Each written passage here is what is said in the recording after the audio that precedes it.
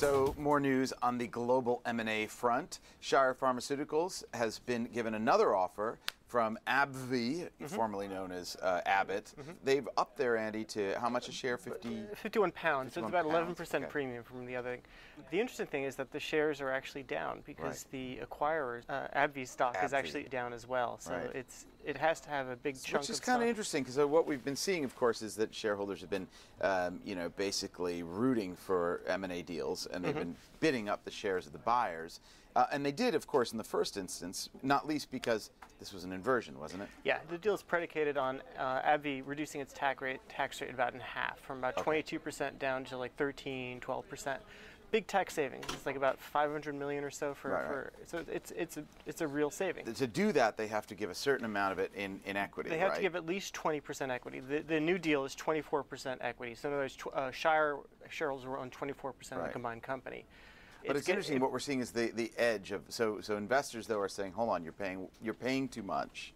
Therefore, that's reducing the value of the consideration, which of course reduces the value for the acquiring stock. Yeah, and the risk, of course, is that you get in some sort of spiral where it's the share price goes down. Investors say, well, I don't want to do this. So we're kind of seeing the limit here of how far you can go. Probably it looks that way. I mean, because there are these obvious tax savings. Shire is not a bad candidate. And it looks like AbbVie could actually raise their bid slightly. However, we're seeing the market pushback, so we're saying that it's probably they can't raise it very much at all. Okay, so let me ask you: if you absent the tax synergies, as it were, which is just a giant arbitrage on tax policy, would these two companies make sense together? No. So this is really being driven by that rather than by they admit that the synergies are pretty much negligible.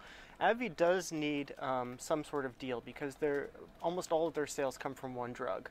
And so remember, they were the drug and pharma arm of Abbott Labs, which is continuing on as a sort of generics. Kind of like nutrition. Kind of so they spun off the drug operations, and most of their sales, a big chunk, I forgot the exact number, come from one drug. And so they want to de-risk the company a bit. Buying Shire does a couple of things. First, it gets the tax rate a lot lower. And it gets them into a new area called orphan diseases. These are like drugs for really small diseases. Which cost a ton. Cost a ton.